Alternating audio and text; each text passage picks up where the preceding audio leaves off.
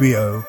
In the shadowed corners of Malaysian and Indonesian villages, where modern streetlights fail to penetrate and ancient traditions still hold sway, there exists a creature unlike any other in folklore.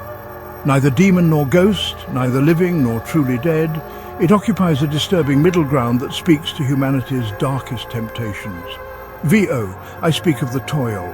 At first glance, it appears almost pitiful. A diminutive, naked figure no larger than a 4-year-old child, with greenish-grey skin pulled tight over a malnourished frame. Its oversized head perches precariously on a thin neck, housing bulging eyes that gleam with an unsettling yellow light. Tiny, sharp teeth fill a mouth too wide for its face. Its movements are jerky, yet surprisingly agile, like a puppet controlled by unseen strings. But do not be deceived by its childlike appearance. The TOYOL is no innocent. It is a spirit bound to service through the darkest of magics, a servant created specifically to extend its master's reach into places where human hands cannot go. Unlike creatures born of natural processes or shaped by evolution, the TOYOL is deliberately manufactured through forbidden rituals. Its origins begin with tragedy, the death of an unborn child or infant who never experienced life's full measure. A bomoh or dukun practitioners of Southeast Asian black magic exhumes this tiny corpse under the light of a full moon, speaking incantations that should never be uttered by human tongues. Through ritual offerings of the practitioner's own blood and arcane substances, the bomoh reanimates the small body, not with its original soul, but with a spirit entity that exists beyond our understanding of life and death. The resulting creature retains the physical form of a child but possesses intelligence, cunning and abilities that are anything but innocent. Once created, the TOYOL is kept in a special container, traditionally a ceramic or glass jar sealed with yellow cloth and marked with mystical symbols.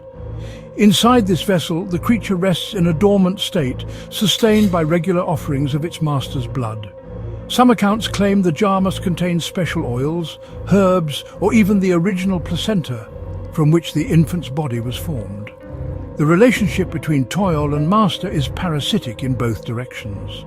The master provides blood offerings and protection during daylight hours when the TOYOL is at its most vulnerable. In return, the TOYOL performs tasks that its master desires, primarily theft, espionage, and occasionally minor acts of sabotage against enemies.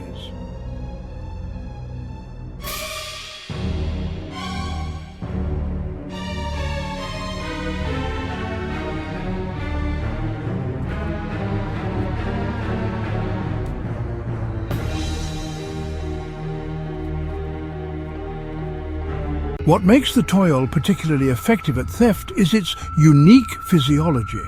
Its small size allows it to slip through windows or tiny openings that would defeat adult burglars.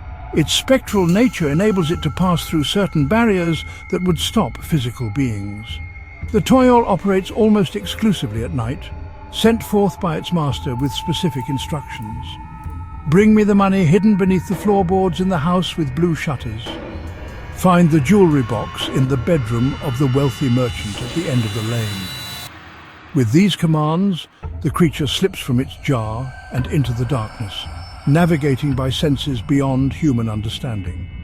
It can smell valuables, particularly gold and cash, through walls. It can sense the emotional residue of secrecy, drawing it to hidden objects. And, most disturbing of all, it can detect sleeping humans, instinctively avoiding those who might awaken during its intrusion. Its method of theft is methodical and precise. The TOYOL slips into homes through small openings, drain pipes, partially open windows, even large keyholes in traditional doors. It moves with uncanny silence, disturbing nothing except its intended target. Witnesses who have awakened during a TOYOL intrusion report seeing small objects floating through the air as if carried by invisible hands.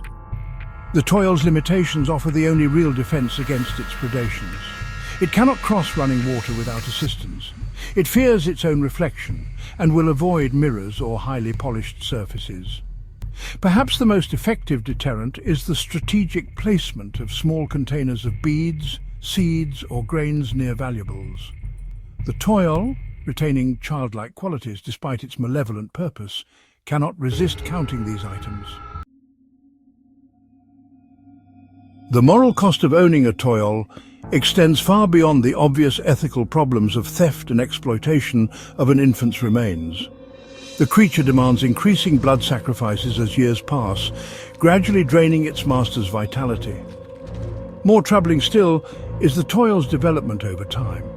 Initially obedient and limited to simple tasks, older specimens demonstrate increasing intelligence, independence, and occasionally resentment.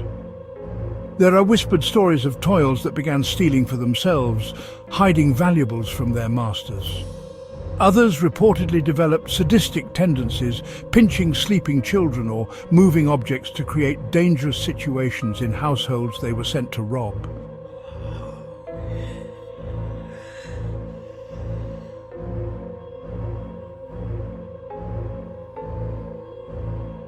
The most terrifying accounts speak of TOYOLs that eventually turned on their masters, not through direct violence, but through subtle sabotage that appeared as accidents or misfortune. A loosened step before an important meeting. A cooking fire that spread while the master slept. Small actions with catastrophic consequences. The ethical dilemma of the TOYOL's existence raises profound questions about culpability. Is the TOYOL itself evil, or merely a tool perverted from natural order? Is the true monster the creature or the master who commands it?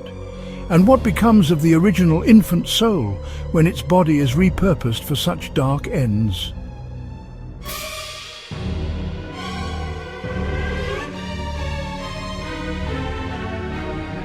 In modern Southeast Asia, belief in the TOYOL persists even as urbanization spreads. In cities like Kuala Lumpur and Jakarta, unexplained thefts where no break-in evidence exists are sometimes still attributed to these creatures. Police occasionally discover the telltale jars during raids on suspected practitioners of black magic. So tonight, if you find yourself in Malaysia or Indonesia and hear tiny footsteps pattering across your floor, if small objects in your room seem to shift position when you're not looking directly at them, if you feel the inexplicable sensation of small fingers rifling through your belongings, remember the TOYOL. Scatter some rice on the floor, place needles around your valuables, and perhaps most importantly, consider what neighbour or business rival might have sufficient darkness in their heart to command such a creature. For unlike monsters born of nature or circumstance, the TOYOL represents humanity's deliberate perversion of innocence in service of greed, a reminder that sometimes the most disturbing creatures are those we ourselves create.